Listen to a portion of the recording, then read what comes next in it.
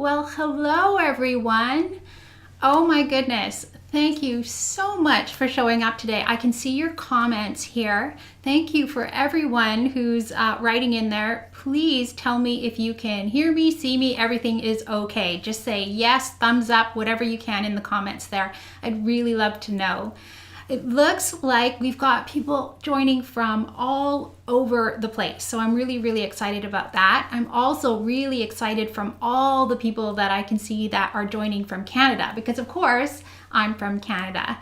And as you can see, my name is Alexandra Morgan, and most of you probably know me, but if you don't, I've got my website there up and you can definitely check it out later.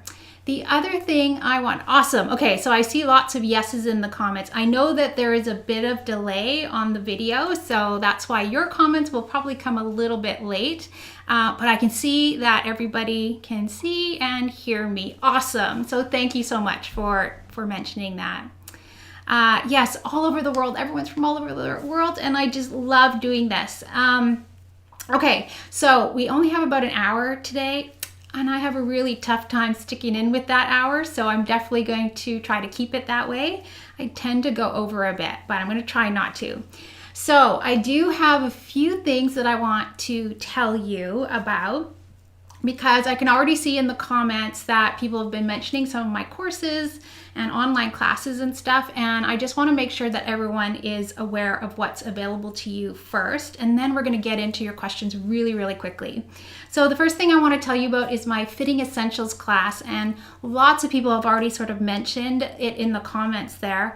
I wanted to tell you that I am going to be enrolling in that course again on March 2nd. We will start the course on March 8th. It is an 8-week fitting course where we actually fit the Kayla sewing pattern, a sewing pattern that I created for the course itself, and we spend 8 weeks together online, and I do lives like this with you as a group, and we kind of work through the whole fitting process.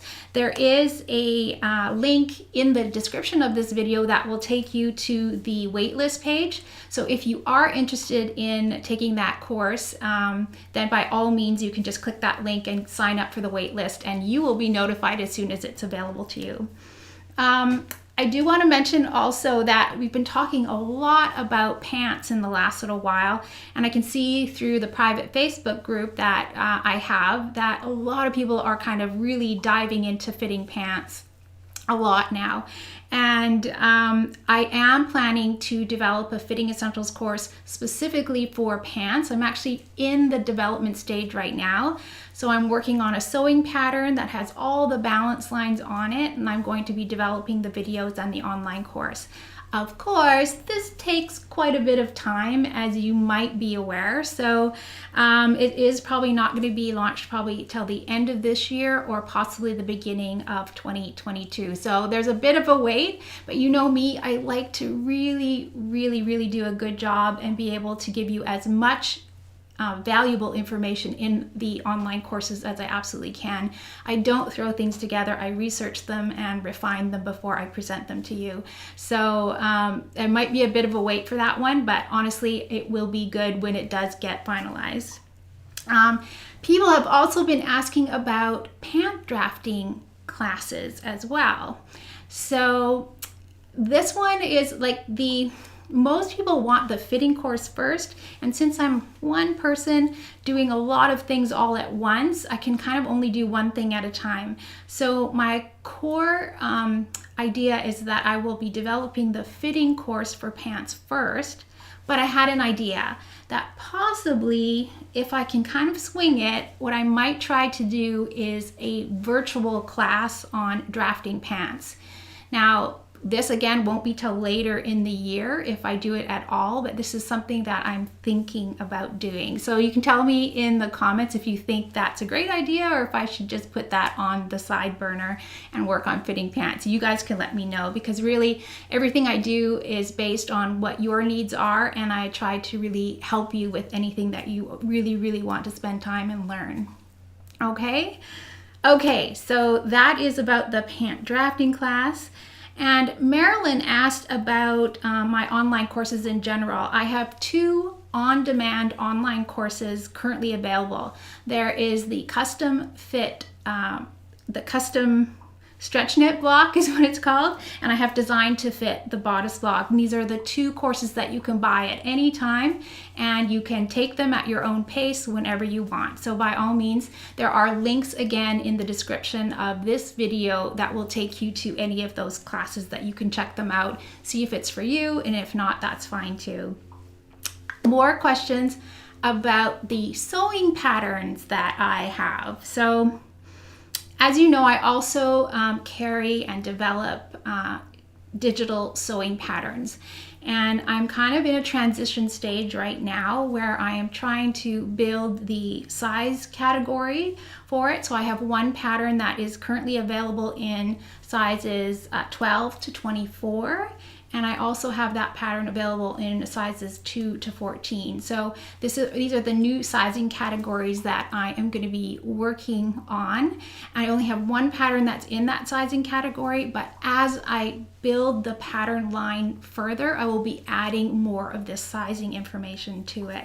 By all means, you can always go to inhousepatterns.com to just check out all the patterns that are there if you're interested. And that's pretty much it about that. If you have any questions about the sewing patterns themselves, by all means, you can just definitely email me. Most of you will have my email, or you can just go to my website and you'll find information about how to contact me. Okay, so everybody needs pants fitting. So yeah, this is, I think, going to be my core focus, but if I can swing it at the end of the year, I might try a 3-day virtual class, like maybe Zoom or something. I'm not sure. So again, that's on the back of the burner right now, so we'll see how it goes. Okay.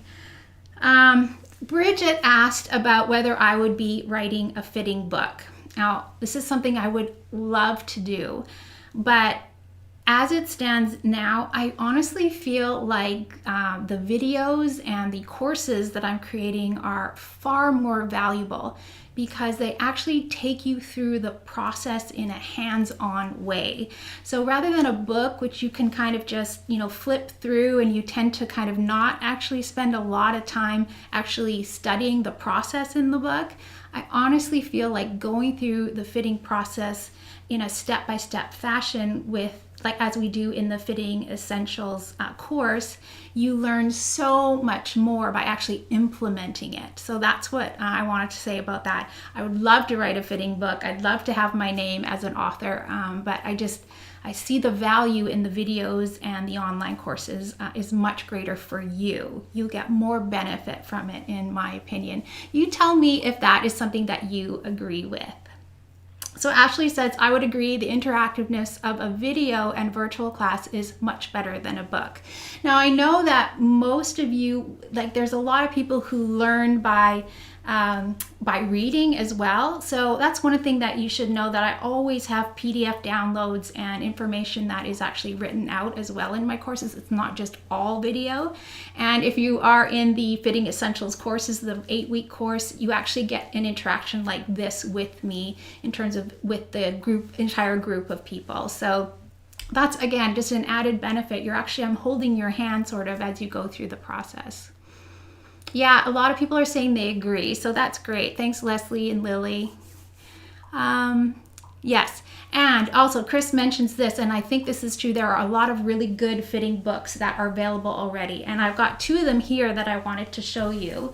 I'm a big fan of Sarah Veblen, as most of you know if you know me at all. She has a book called Perfect Fitting, and the reason I love her process is because it's very, very similar to my own. She uses balance lines to help with fitting garments. The one thing that she has said to me that she doesn't really concern herself too much with, although she does do this, is the fine-tuning the pattern before the fitting. She tends to really rely on the muslin and the balance lines and assessing the balance lines, which I do as well. But I like to spend a lot of time on the pattern first and then build a sample and then assess the balance line. So I've kind of put in an extra step before. So that, I think, would be the difference between Sarah's process and my own. But she definitely does pattern work as well, and I love her work. I've taken her classes, and she's a really wonderful woman if you ever want to look at another resource. So that one is a great book, and there is another book here, and I think this one's really, really detailed. It's not an easy read or one that's easy to kind of decipher, so you have to spend a lot of time with it. It's called Fitting and Pattern Alteration. This one is a great book. It has tons of resources in it. These are the two books that I use consistently. Of course, there are other great ones that I know many of you have used. These are the two that I love, love, love. So those are the ones that I absolutely would recommend if you are looking for books. The pattern fitting one, the fitting and pattern alteration one, is not a cheap book. It's very expensive, but if you want something in your library that's really, really useful, that one's really great. The Sarah Veblen book is definitely more reachable, and it will give you kind of a basic knowledge about how to use the balance lines when you're fitting. Carmen says, I've read that big one, so much info. It is, there's a lot. There's really a lot. And you kind of have to decipher it at the same time. So it's kind of like wrapping your mind around like what the pattern looks like. Barb says she has both, and she knows Judith, which is one of the authors of that book. So yes, awesome. Anne says, I prefer to work on the pattern first as well, have the perfect fitting, but find your videos better. Okay, so that is just an indication to me that it's so much easier to understand information when you actually see someone performing it, rather than just a picture or a drawing that illustrates it. Actually seeing someone perform the alterations makes all the difference, I think. That's in my opinion anyway, so you guys can tell me if you agree. Maggie says, thank you for putting this session on. Which pattern would you suggest as being the best starter for a larger bust person? I sew for my daughter. You know, I don't really follow a lot of different pattern companies. I'm kind of, since I'm one person doing a lot of things, it's really hard for me to kind of look at everybody's stuff. I say start with a style that you like that is very, very simple. So a darted bodice for sure. If you're going to be using creating something for a full busted person, you need the darts. Regardless of whether you like darts or not, you need some sort of fitting elements in order to create the pattern from. So choose something very simple, but a style that you like that you can start with. Stay away from really complicated things with tons of seams and tons of pleats or gathers and things like that. You want something that you can actually give some structure to, but that is not too complicated to work with. Okay? All right. So that's about the fitting book.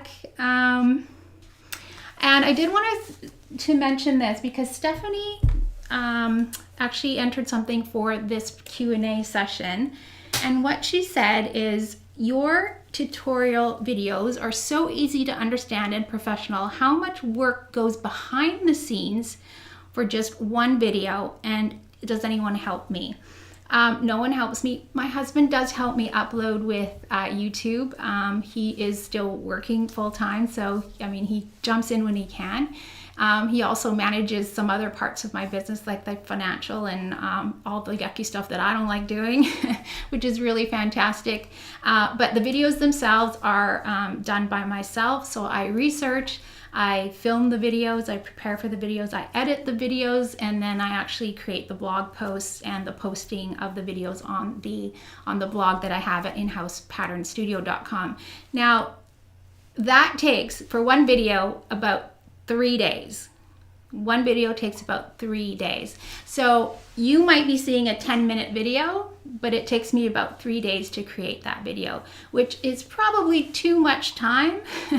But the reason that the videos are the quality that they are is because I put that much energy into them. So they're free for you to watch. And what I want those videos to represent is an idea of what it is like to work with me as an instructor and you as a student. So that is the idea behind the free videos, is to give you information you need, but also give you an example of what it would be like if you were to actually buy my course or work with me directly. That's really what it's about. So it gives you hopefully great information, and then gives you some exposure to my company and my website, and hopefully you love it and can use the information that I'm sharing. So thank you for that question, Stephanie. I appreciate that you appreciate how much time it takes to create those things. So I appreciate that you took that time to ask that question. Okay, so I'm done with that. I think, yes, I'm done with that. But I do want to start, before we get into the questions entirely, is I really want to start with what my fitting philosophy is. And you've sort of probably have seen a little bit of it, and if you've been following me for any length of time and you see the samples in the back behind me, you probably already know that I truly believe in this idea of using the horizontal and vertical balance lines in order to help you create or understand how to fit garments. These horizontal and vertical balance lines are the first thing you should consider before you see any of the wrinkles, right? Wrinkles will still be beyond when you get those horizontal and vertical balance lines level. There will still be wrinkles, but you'll be far less once you get those balanced. So when you're fitting, you always want to work to make these lines vertically perpendicular to the floor, or horizontally parallel to the floor. This is how patterns are initially built. When you first draft them, they are drafted on a grid, which means that that grid needs to apply to your body when it's being worn. And when you change those balances between those lines, you can actually make that pattern fit your body, whatever the shape it is that you have, whatever the size it is, any of those things. So that is my fitting philosophy. So most of the information that you're going to get today is going to be involving those balance lines, how to look at them on the pattern. And it's also the reason that any of my sewing patterns that I'm going to be developing going forward are going to have the balance lines already marked on the pattern. So that way you won't have to search for them. You'll always know where they are. And hopefully that's something that's really exciting to you, because to me, that is going to be so helpful to you in helping you achieve a really good fit on the garments. Just looking at your comments here. Anne says, I have learned so much from using the horizontal and vertical balance lines. It really does make a big difference in your understanding of how the garment actually works on a body.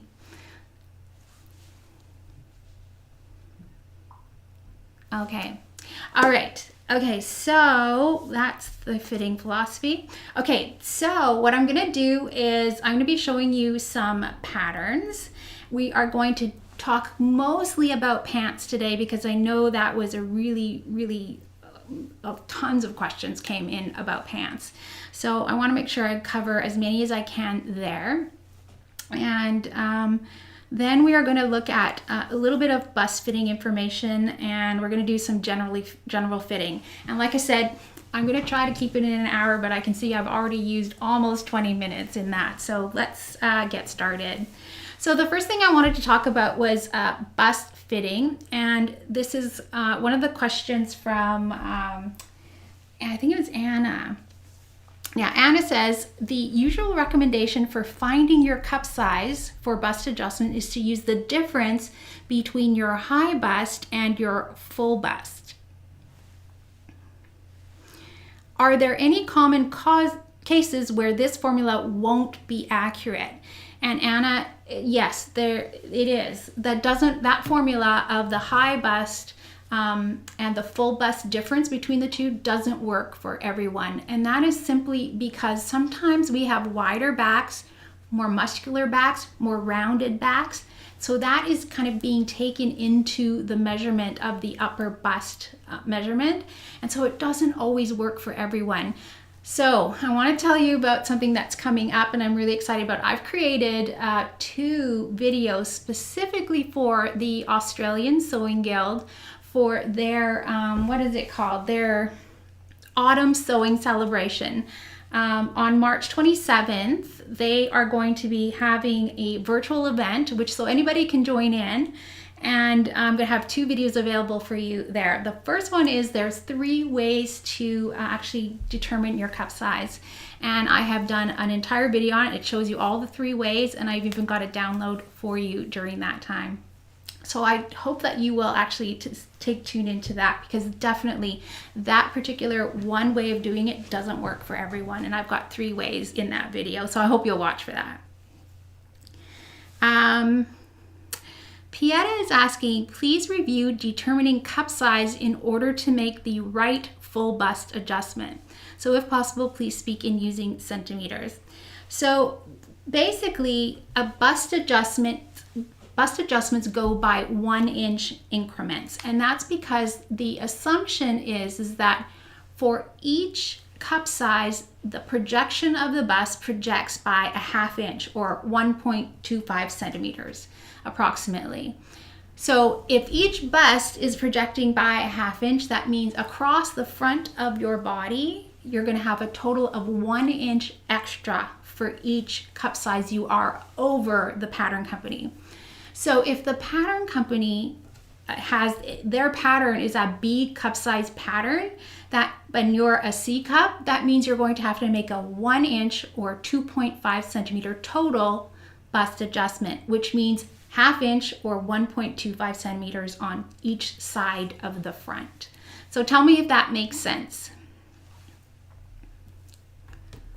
I'm going to just wait for a minute because I hope that that's going to make sense, because really that's what it's about. For each cup size you are over the cup size of the pattern, it's 1 inch. So in other words, if the cup size of the pattern is a B and you are a D, you're going to make a 2 inch or 5 centimeter total bust adjustment, which means 2.5 centimeters on each of your front pieces. Okay, everyone's saying it makes sense, so good. All right, so we'll move on. Joy asks, how do I alter bust height on a princess seam? And also, Janet also has a question about how to take in princess seams. So we're going to move to my tabletop here, and I'm going to show you some examples of this. First, we're going to talk about Joy's question about altering the bust height on a princess seam garment. So just let me just switch the cameras here. And you guys tell me in the comments, make sure that you can see my tabletop here. I think you can still hear me. My microphone's on, so that's good. Okay, so Joy says thank you, so she can see this. Okay, so the first thing I want to talk about is the bust height. So I have here the princess seam version of the Kayla blouse that I'm using in my Fitting Essentials course. And what I want you to notice here is what I've done. I'm going to assume that you want to raise this bust line. So all I've done is actually created a box around the curvature of the princess seam curve here, and also on this center front side. So I've created a box here, and I've also marked where I want to move that shape of the princess seam to. So let's assume this is, I don't know, 1/2 inch or maybe 3/8 of an inch, whatever it needs to be. You'll just draw a line above the original bust line, and then all you need to do is shift that up. Oops. So you're going to take that little box after you've cut it out, and you're just going to shift it up to that position that you want it to go. So ultimately what's happening here is you're moving the shaping of the princess seam up to a higher point. So you can see I've removed fabric from above that bust line and I've added it below. So you can see how it's just shifting that shape up, okay? I'm going to do that also on the center front side here. So again, I've just created a box and I've told myself here, I've drawn in where I want that to be moved to, where I want the bust line to be. Shifted it up, directly up. There's no overlap here at all. There's an overlap here because I'm removing fabric from there, but I'm adding it to the bottom here. So I'm shifting that whole thing up. Does that make sense? Can you see how that might work? I'm going to watch for your comments. The other step that you need to take, of course, though, is you have to rectify this little jump here. So all you need to do is blend where those are mismatching. Is this true for lowering as well? It is. It definitely is. So it will work the same. And this one also, you're going to have to blend in order to get that new seam line to work together again. Yes, then blend the lines. That's correct, right?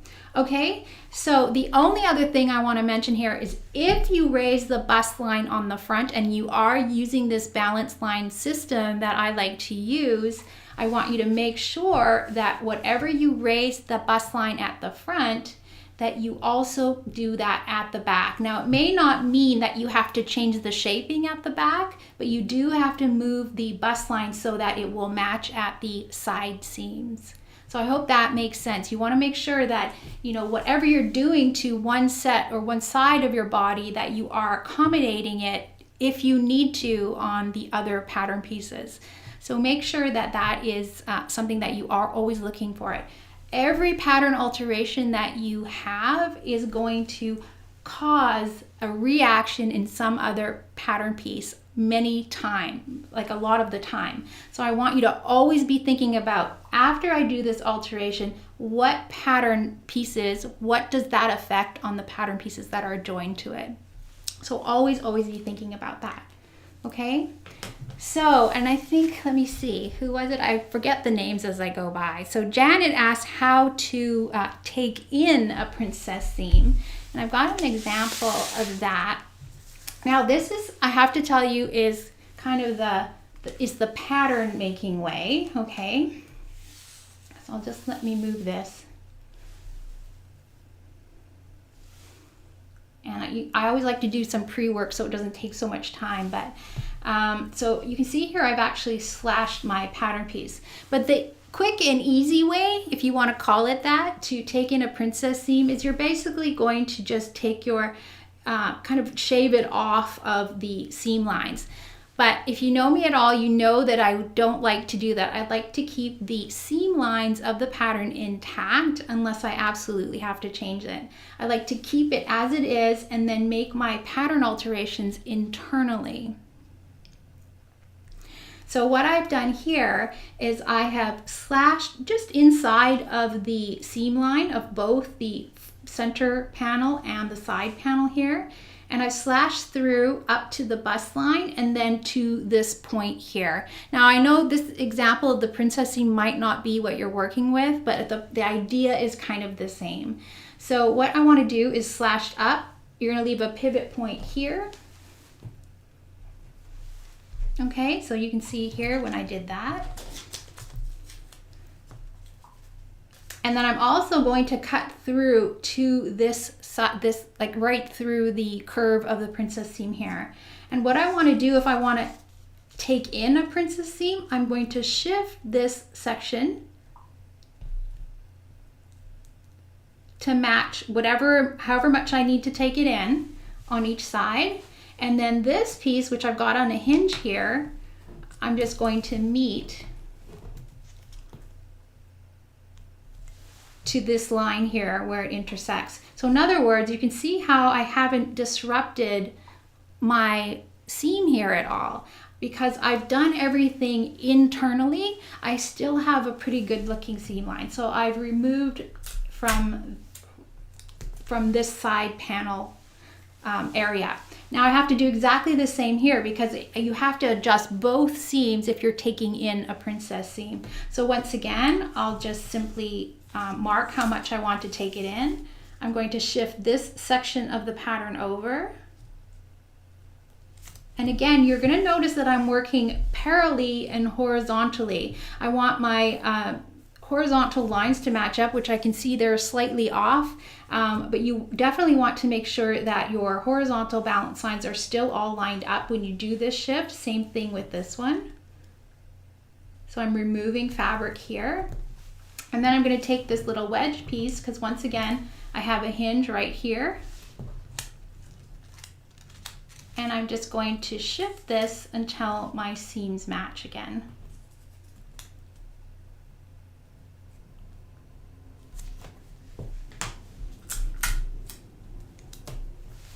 Okay, so what you're going to find whenever you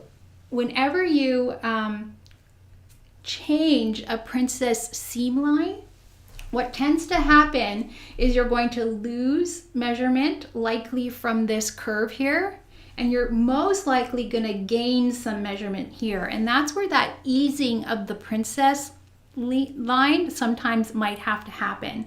Now, if it's too much to ease, what I always recommend that you do you know what I mean by it? Sometimes this will get shorter and this will get longer just because you make that adjustment to the seam line. I'm going to wait for you to respond here because I need to see. Hopefully there's not too much of a delay. So what you need to do, if you find that this curve gets too small and it's too tight for this particular thing, yes, okay, so lots of yeses. Okay, so sometimes this part of the seam, because you know this curve has to fit into this curve right here. So sometimes if you might find that this becomes too small, what I recommend that you do, and hopefully this isn't going to all fall apart on me here, you can cut through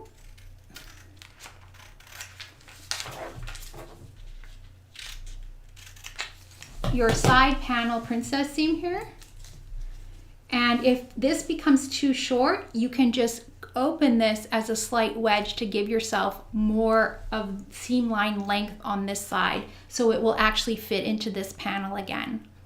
Okay, again, if you have too much ease in this side of the princess seam, you can do exactly the same thing. You can just close it a little bit if you find that your seam line length isn't matching there.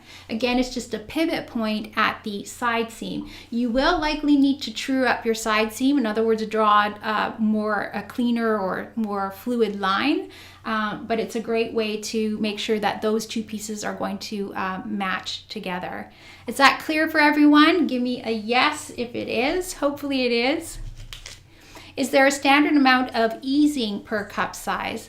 Well, I don't like to actually have easing in my princess seam. I prefer to actually do this pattern alteration so that I get my seam lines to match exactly. But acceptable ease here, if this is too big or too small, actually you want it to be too big, by maybe an eighth, a quarter at the absolute most. Okay, everyone's saying yes. And yes. Okay, great. All right, perfect. Okay, so we're going to move on to the next question. Okay, so Ashley also had another question about princess seam. Ashley says, okay, so your seam lines are matching exactly. Yes, I always try to make my princess seam lines match exactly. I do that for almost everything unless I am trying to trick the pattern into creating shape that I don't want to put all into a dart. And as you sort of, as we kind of go through, if you do end up coming into fitting essentials in the spring, you'll probably see that I really like to hide bust fitting, especially because I have a double DE cup. So I tend to, instead of making a really, really large really large dart volume, I like to hide some of that dart volume in little areas of the pattern. Okay, all right. Okay, so there was another question about princess seams. So I wanted to give you the origin of the princess seam because that was the question here. So it says, Ashley actually says, princess seams, anything you want to share. The best way to create them from a bodice block. And basically she's just asking anything you can tell me about princess seams. But what I wanted to concentrate on is how to create it from a basic block. And you can see here that this is just a basic pattern. It has a side bust dart. And what you want to do to create a princess seam is simply close the dart and open it to some other area of the pattern. So in this example here, I'm going to close the side bust dart. I'm just going to open it at the armhole. And then you're going to see here, if I want to create a princess seam, all I need to do is get rid of this dart volume, and I have a princess seam pattern, okay? So I automatically can create a seam from a basic block simply by changing the position of this side bust dart, or if it was a shoulder dart, either way, you can create your new seam line and separate the two pieces in that way. Okay, Anne says, I have learned to hide so much. It is amazing. So she's talking about hiding the ease of the large dart volume that I was talking about.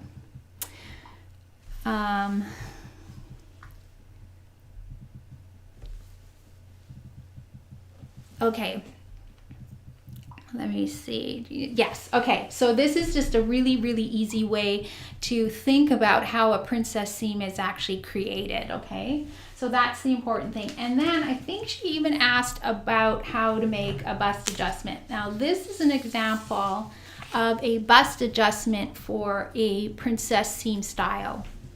Now you can see I've created, once again, slash lines. This is similar to moving the princess seam, but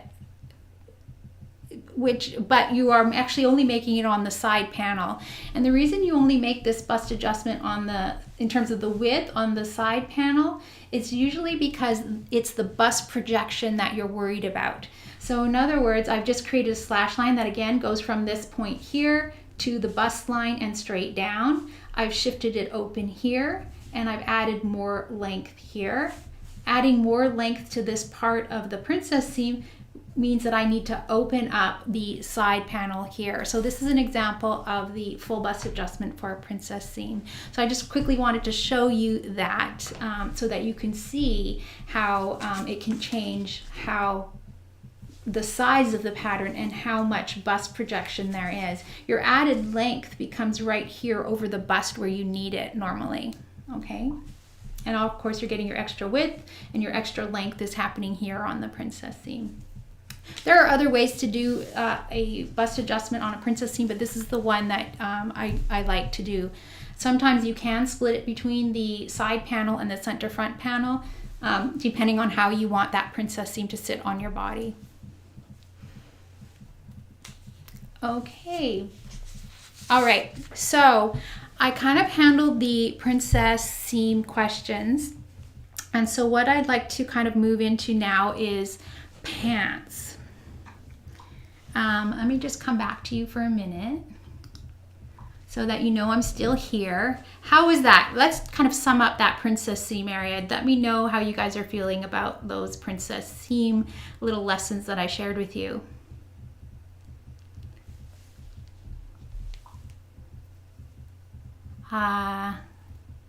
Okay, so it looks like you guys are talking to each other right now. I'll just wait for a few more seconds here. Okay, so Ashley says that was great. So she got what she needed, and everyone's looking forward to pants.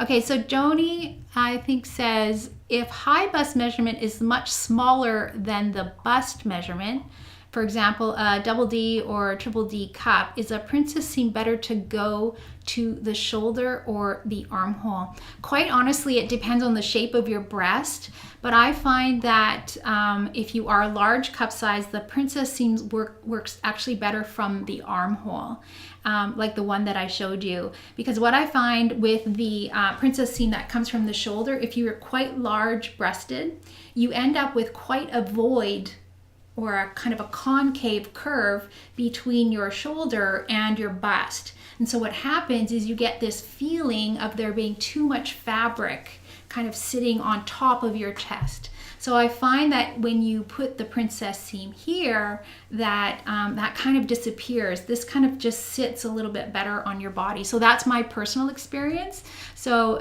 you might find that helpful. Hopefully you do. Okay, so everyone says it's clear and everyone's ready for pants. Okay.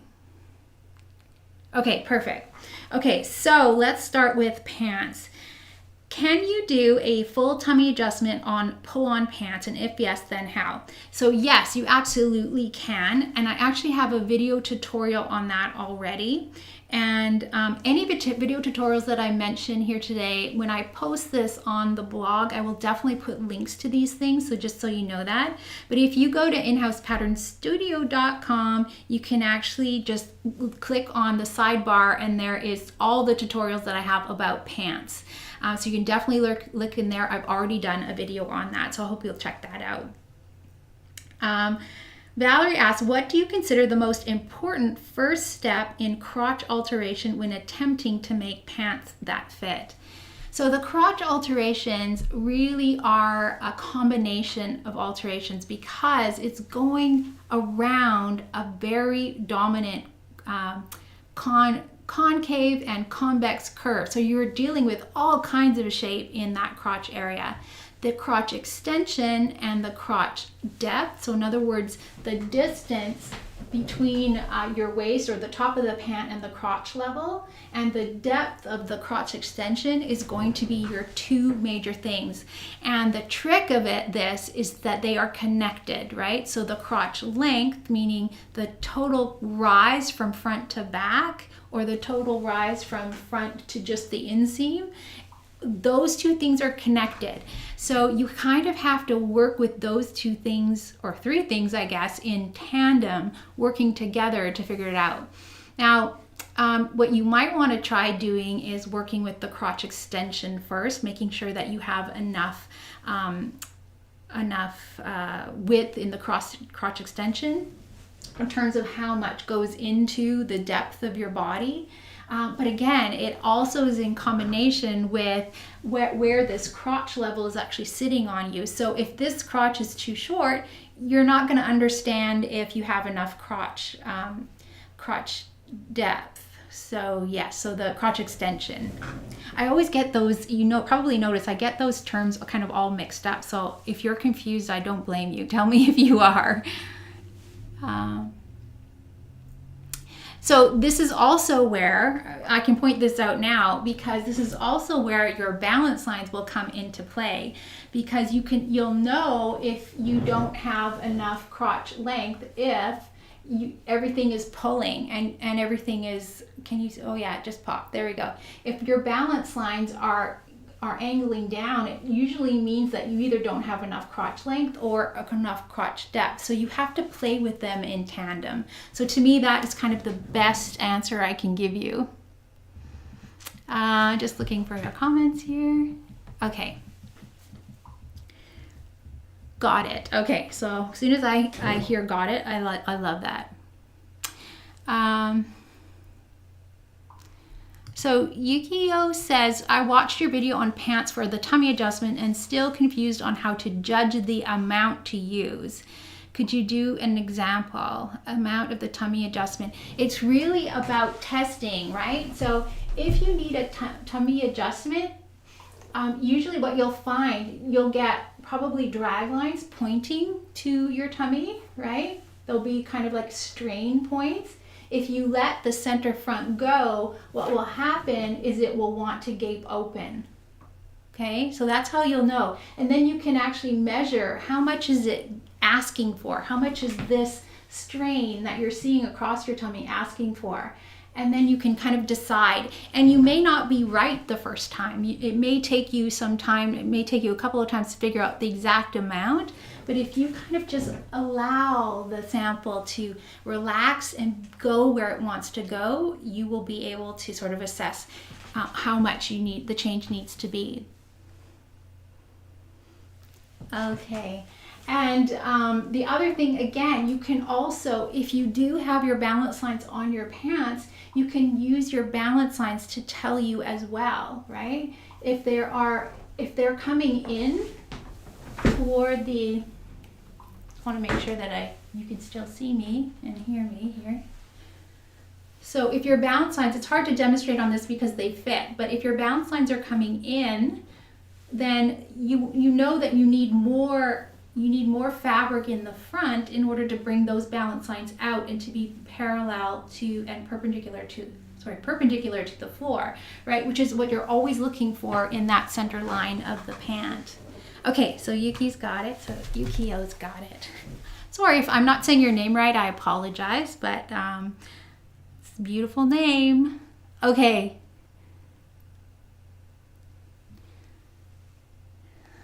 Joni is asking, I did the PJ pant draft. Thought you said the front crotch should be longer than the back. Never. Never, never, never is longer than the back.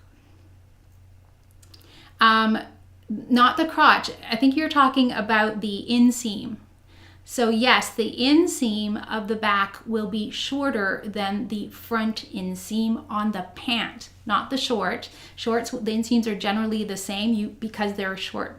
There's no place to ease that extra length in. So it's not the crotch lengths, it's the inseam lengths that are different.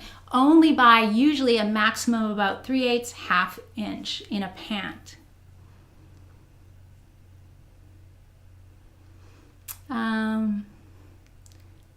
Okay. Kay says, my pants pull across the top front thigh when I walk. How can I correct this? If I pull my pant leg up a few inches below the firmness, it stops the problem. I can't work out the logic. Usually, if your pant is kind of hung up when you walk, it usually means that your front crotch is too long or your crotch length overall is too long. So try reducing the length between your waist and your crotch level, because that's probably what's happening here. It's just too long, and so your thigh, where your crease is on the pant and where the crease is on your body are not coinciding with each other.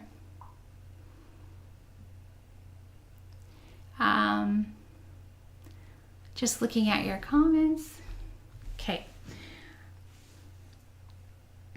So yeah, that's usually what it means. It usually means that it's too long. The other thing it could be is that your back crotch extension isn't long enough. You might need more of the back crotch extension to come forward so it's not binding on from your front. It's not pulling from the front toward the back.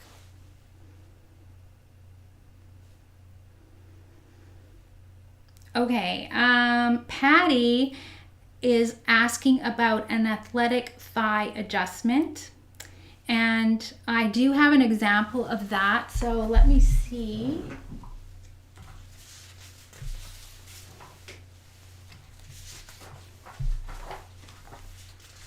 Yes, okay, so I have an example of a full thigh adjustment or a more athletic thigh here. So let me just switch cameras here. Okay. So you can see this, hopefully. So on this example, there is no change to the back in this particular case. What I've done is created a slash line that goes from the waistline here, and then I'm out toward the center front. And I've also created another slash line that goes toward the knee here. And all I've done is knocked out so that this whole little front area, this quarter of the quarter pattern is actually giving you more fabric. So you have more room to go over that athletic thigh. So I'm just going to leave that there for a minute so that you can sort of see. Let me know if this one makes sense to you, because really it's just about giving yourself more space here on the front part of the pattern.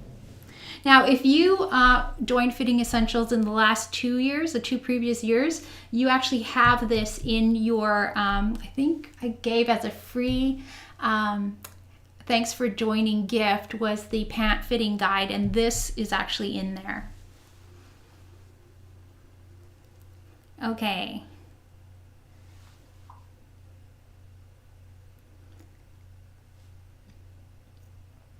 And then Patty had another question. How do I address crooked hips? Now, I actually had a client who came with me because she had quite a tilt, scoliosis, I believe, of some sort.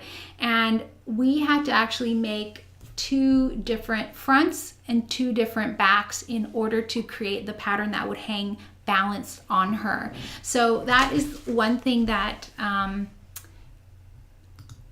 I always suggest is when you have imbalances or asymmetries in your body, what it means is that you need to create a pattern piece specifically for that area of your body. So if you have one hip higher than the other, you have to create 4. Like you have to have a right front, a left front, a right back, and a left back, and that goes for any pattern. Now, I always say, unless the asymmetry is very, very prominent and it's something that really, really is bothersome to you, try to keep your patterns as symmetrical as possible. And the reason for this is because it gets very confusing if you do want to use them as a basic block to create other patterns from. If you're just correcting sewing patterns and you want to make them fit perfectly, by all means you can make as many pieces as you want. But it does complicate things. It complicates your cutting to make sure that you're cutting everything in the right direction, complicates the sewing, all of those things. But if you're totally prepared for that, then by all means, that's really what it's going to take. It's going to take you making different pattern pieces for each area of your body, different sides of your body. So hopefully that makes sense.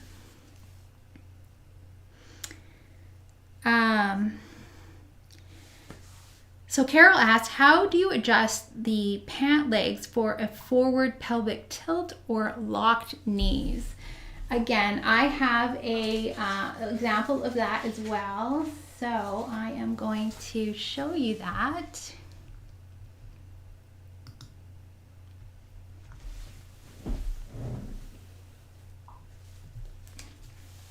And I gotta tell you, this is a very complicated pattern alteration that actually can be made easier, but this alteration is actually from the Fitting and Pattern Alteration book. And what I've done here is drawn out the slash lines that you need to make on your pant. So you can see here that I've slashed from here up and over to the dart point and then angled it out toward the pant to the side seam waistline intersection. Then I've also pivoted, made a pivot point here that's going to the dart point, because if on the back of the pant there's almost always a dart, and if there isn't, you probably need one unless it's jeans, but generally there's a dart there. And so what happens is when you have a locked knee appearance, what happens is that the fabric is binding and catching on this particular area on the back of the pant. So you actually have to lift, and what you end up actually doing is creating flare because you're making this part shorter. I'm going to show you, I'm just going to stack up. After you make the alteration, what you end up doing is scooping the back crotch. You lose a little bit of back hip width and you lose a little bit of dart volume, because the assumption is that your stance, I'm going to come back to you for a minute. So your stance is that your knees are locked. I don't know if you'll be able to see this, but your knees are locked back, which means your bum gets flat and your pelvis kind of pitches forward. So what happens is everything sort of drops, but then gets caught on your calf. So basically, in order for everything to hang properly again, you have to lift up whatever's happening at the back, which means you have to basically scoop the back crotch curve. So it's really about rebalancing the fabric on your body. So it is a complicated alteration. And again, I think this one is also in that free thing guide that I gave for the Fitting Essentials group. But you can definitely take a screenshot of this so that you'll know how to do it. So let me go back there for you. So again, these are the slash lines, and you're going to slash along those lines, and you'll shift the pattern around until you actually see it. Okay, so Karen is asking, do you have a date when you will be running Fitting Essentials again? Yes, it's going to be opening on March 2nd. The course will start on March 8th. So I'm already doing that. If you want to make sure that you don't miss the opportunity, you can sign up for the waitlist page, which I have a link in the description for you. Okay. Okay, so Susie asks, athletic thigh, but what if the abdomen is very flat but the front thighs very large? Again, this really is about, I mean, I wish I could answer really specific questions like that. Let me just come back to you. It's really, really hard to assess what you need to do without actually seeing what's going on. And the thing is, with most fitting, you have to solve for one thing at a time. So once you solve one thing, it will create a reaction. And so you have to then assess the next thing after that. So you have to kind of decide which ones you're solving for first, second, third. And I know you're going to ask me, well, which one do I solve for first? From my research so far on pants, it's becoming really apparent to me is that you actually start fitting at, actually from the bottom up. I would say from the crotch up for sure. Don't worry about your waist. The waist can be loose and kind of floating around because that can be taken in with darts if you need to. But it's really the crotch level and the hip level and then the waist level. And then of course you want to make sure that the knee and the hem of the pant are in a good position as well. So based on the research I've been doing from some of the really old fitting books, which I believe are some of the most valuable information, actually way more valuable than some of the newer fitting books, is fitting from basically the bottom of the pant up to the waist is going to work for you the best. Okay, so I'm missing some of your comments here.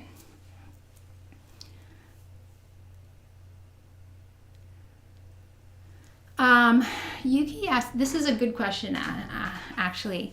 On your free custom skirt course, I do this one every May if you're interested. We measure the center front waist to hip and then the back waist to hip. The back waist to hip was used to establish the hip. Why is that? The reason is because it's usually longer. So usually the distance from here to your hip line on most people is longer than the distance from your front waist to your hip line. So I want to get to the lowest point. So that's the reason I use that. Okay, so we're almost at 3. I want to try to get through a couple more because the next one is kind of important. So you can tell me, I don't know how many of you guys are involved on Instagram or active on there, but I think it was Judy, yes, Joe, sorry. Joe, no, I was right. Judy was asking about wrinkles under the bum on her pants, and she was referring to a specific story that she saw on Instagram. And what it has to do with, and I'm going to show you this picture because this is the closest I could get to what it looked like. And I'm just going to come back to you here. I don't have that particular picture because I don't want to share things without people's permission. So this one I can share with you. So what the problem that they were seeing on this Instagram story was that there was lots of bagging on the side and under the bum of the wearer, of the person who was getting this advice. And one of the suggestions that the person who did the Instagram story was to open up the center back seam. Now the reason opening up the center back seam works in this case is because as soon as you release it, it allows the fabric to shift over and it will actually straighten out this balance line. So this is an example of the vertical balance line, and it's leaning in toward the center of the body. Now, like I had said previously, and I'm going to show you my pant again here. Like I said previously, what you're always looking for when you're fitting anything, and especially pants, is you want the horizontal and vertical balance lines to be parallel and perpendicular to the floor. So let me just, there we go. So you can see here on the front, they're very vertical. They're straight up and down, pretty level. And we've also got very, very level at the back. And you can see on the back of this pant, also very, very level, which is why we have a very clean look at the back. So it's very vertically straight. Now, if I were to drag this in, and I'm going to open this, I don't know if this will work because it's hard to make things not fit when they already do fit. So the more I pull in and these vertical balance lines come together, you start to create this kind of extra bunching because the fabric has to wrap around the buttocks and meet at center back. Now, where you're going to notice this problem the most is in pants that don't have darts, or the darts aren't large enough for you. So in other words, you have tiny darts and you don't want a big dart, or you want to eliminate the dart entirely, you end up removing from the center back in order to eliminate the measurement that you need across the back. That's how the patterns are developed, but they really should, in order to fit and not get this extra volume under the bum here, these two lines should be vertical and perpendicular to the floor. Now, Judy, I know you asked me on how to correct that particular problem, and it's a really super easy fix. So let me go back to this table camera again, because I also want to kind of point out here is that when pants are drafted, you can see here the back pattern is drafted here in blue. So you can see here that the center back line of the pant, which is this one here, is slanting over toward the side seam of the body. This is because our bodies naturally do normally kind of float in from the fullest part of the buttocks at the hip line here, and we get smaller at the waist. So usually there's about a 3/4 inch kind of plot that comes in from the center, the true center, and then we move up by 3/4 of an inch. This is just a basic draft sort of thing. So there is a slight slant on the back pattern piece, center back. And you can see that this particular draft has 2 darts, right? So in order to make the back waist smaller, we use darts and the shaping in the center back seam. So if I want to change that particular angle of that pant, because that particular amount of angle doesn't work for me, all I need to do is create a slash line and change how much this particular center back line is slanting. So if you want to remove fabric, and you have a very, and you need to, how can I put it? If you need to remove fabric from the center back, you can overlap. But in this case, you want to add fabric. So I'll just shift it over so that this center back line becomes straight or straighter. Doesn't have to be exactly straight. And you can see how it's adding to the back waist seam line length, right? So this extra length has to be removed somewhere. So it's either in a dart, or else you remove a little bit at the side seam. More often than not, you have to create another dart or add a dart in order to be able to remove that extra back waist length.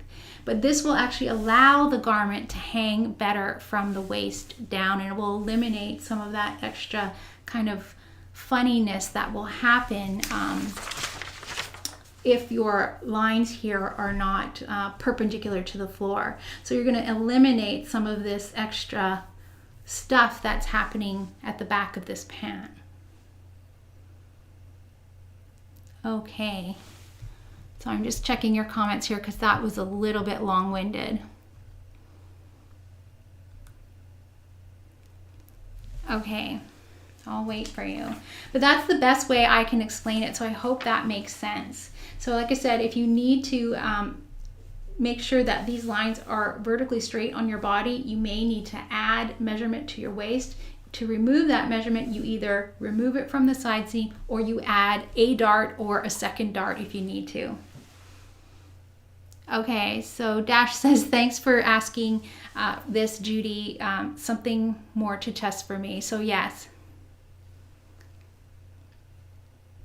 So Carmen is asking if scooping would work here. Yes, I actually indicated that because this also has another problem, right? This pant, it has the horizontal balance lines is dipping, which tells me there's too much length here, not enough length in the crotch extension. So if you recognize this photograph, it's from a video that I did about that. It's from the pant crotch fitting video. So that is what I concentrated on for here. But you can also see that bringing these lines up probably won't change the distance between these lines here. So maybe an added one would be add a little bit more to the back waist width, make this a straighter line, and then perhaps we'd even get a cleaner fit than what you would have ended up with just with the crotch length and crotch extension. Okay. So Christine is saying, so just confirming you add another dart to compensate for the additional fabric in the back seam. Yes, you have to, you most likely will have to remove it from somewhere, right? And most likely it will be through a dart. I find that if you try to remove it from the side seam, you end up with a very curvy hip. So in other words, if you were to remove that amount from your, you end up with this kind of curve. And you end up with pants that kind of look jodhpur-ish, right? They're sticking out at the sides. And that always happens when you remove fabric from a place that actually needs it, and you haven't removed it from the place where you can, where it actually doesn't need it. Okay. Okay, so I guess that was a little bit understandable. I know that was a little bit convoluted, but because I didn't have the original story to show you, but I wanted to kind of definitely talk about that. Because that does happen a lot, and I know I often, because most of the time when I do my videos, I'm really talking mostly about bodices, and so the horizontal balance lines just tend to be very prominent on a bodice, and on a pant you definitely want to have those vertical balance lines. Now, if you need to know how to put the balance lines on a pant pattern, I already have a video for you. And again, I'll just ask you to go to my website, and then you can definitely look at the free tutorial there under pants, and you'll get that guide there. Paula says, my pattern has a seam on the back leg, so how would I add a dart? You can add a dart. It's just simply about taking that excess that you have created and creating a dart with that excess. So you may need to actually drape it in, or have a friend help you drape it in order to figure out where that dart is. Sometimes if the seam goes all the way up to the waist, you can add that excess volume to the that princess seam shaping that's in your pant. So in other words, you can cut on each side of that princess seam, you can actually shave off a little bit extra to bring it in, but you'd have to see if that's going to work or if that's going to create too much shape for you. Okay.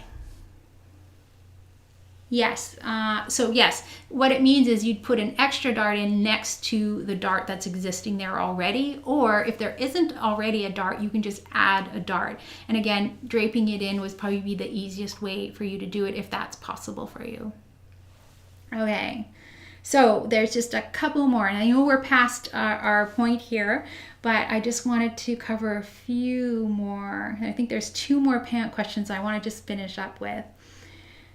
Please help with understanding, this isn't Tracy, she says, please help with understanding the horizontal lines under the derriere. I have tried scooping and extending the crotch point, but still haven't successfully achieved the correct fit on pants. So Stacy, I'm wondering if you should try looking at these vertical balance lines and perhaps trying what we just talked about, because if the crotch extension and the changing the crotch length hasn't worked and you're still getting these lines, I want you to see if perhaps these vertical balance lines will help you assess if you need more on your center back, less angle on your center back of your pant, and then maybe more fitting in another area and more dart shaping.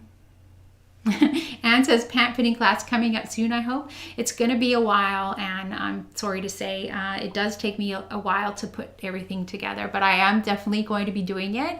So hopefully you'll have some patience for me. Okay, and Tracy says, thank you for the Bria pants. Best fitting PJ bottoms ever. That's awesome. I'm glad that you found that helpful. And it was a really fun project to do for Christmas, so I'm glad you joined in. Thanks, Tracy. Okay, the next one, the last pant one I have is I am pear-shaped with my largest circumference low in the upper thigh, lower butt, and having difficulty fitting pants. In my mock-ups, I keep getting these wrinkles that go from the upper side seam, just below the waist, diagonally toward the middle of the butt. How do I go about adjusting my patterns for this? This to me is when you see diagonal lines, and I actually have another picture for you for this. You will see, let me switch cameras here. You likely need a full seat adjustment. When you see these diagonal drag lines that are emanating from the side seams toward the center of your butt, usually means you need more fabric to go over that area. It's pulling to try and grab more fabric for that particular prominence in your buttocks. So I've created some slash lines here as well. And you can see here that, I'm just checking your comments. Okay, so I've created some slash lines here. I've just gone across. This is at about high hip level, so it's somewhere above the hip line, below the waistline.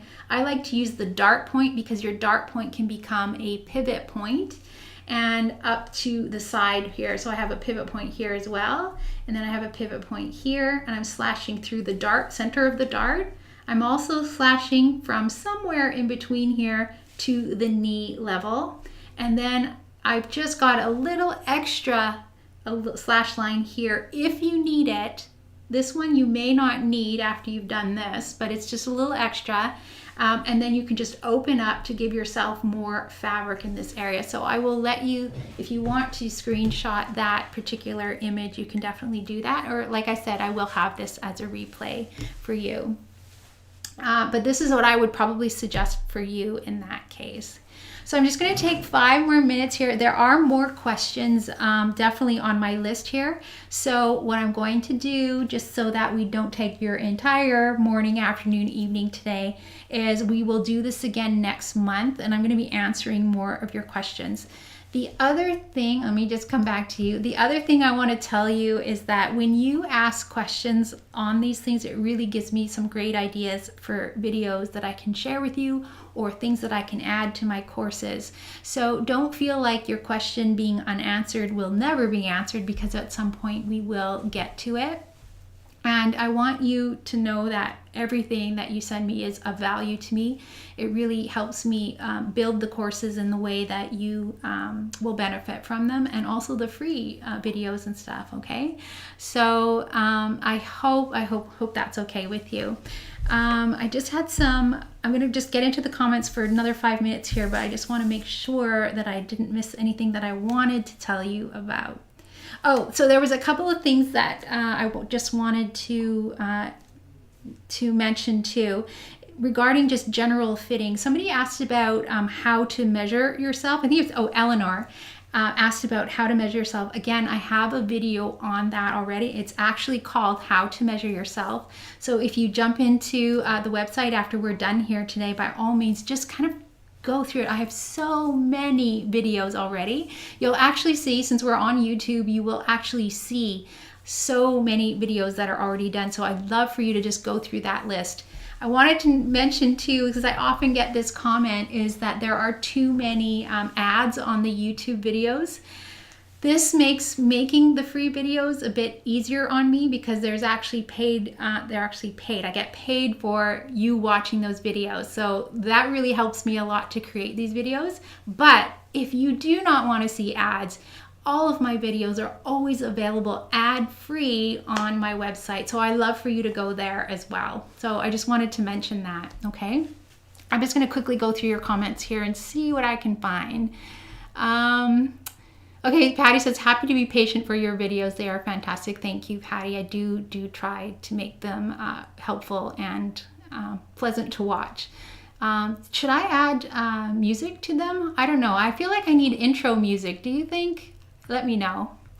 Karen says, thank you. I have so enjoyed this. One more question about the fitting essentials. Is it self-directed so you can do it at your own pace, like your bodice one? If not, I need to plan my time out.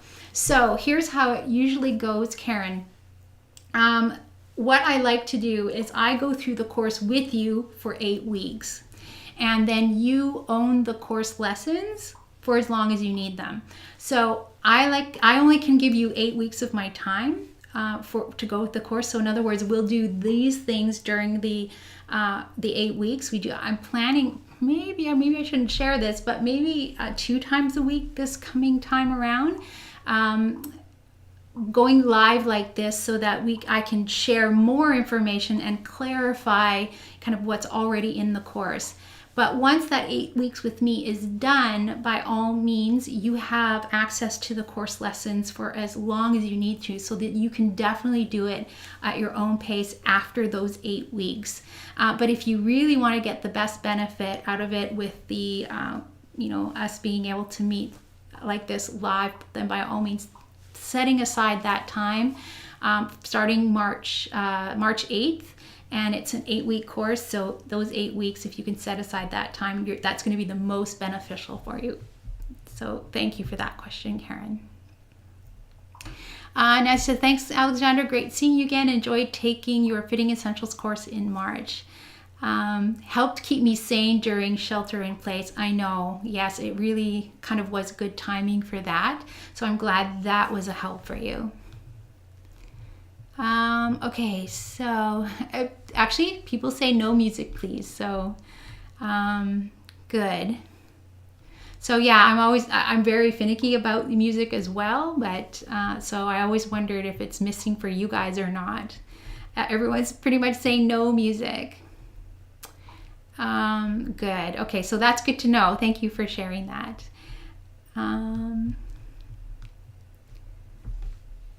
Okay. All right, so we're gonna wrap it up. Like I said, I will be doing this again. Actually, I have one already scheduled. I think it's gonna be February 25th. So we'll meet again. I will go through more of your questions. If you have an urgent question that you just need to get some sort of answer for, by all means, you can email me. I'll get back to you as soon as I possibly can. I do try to answer email questions in the morning. Sometimes I get a lot of them, and so just be patient with me. Sometimes it does take a little bit of time to get back to you all. And I wanted to say, honestly, if you haven't spent any time on this YouTube channel, or if you haven't actually gone through all the videos on my website, by all means, spend some time there. I'll bet you most of the questions that I got asked on this list for this month, many of them can actually be answered on just with the videos that I've already done. So I hope that you take advantage of that. So I want to say thank you so much for attending today, and I really appreciate your time. I know we went over, we always do with me, but thank you for being here, and I hope you enjoyed it. We'll talk to you soon. Bye for now.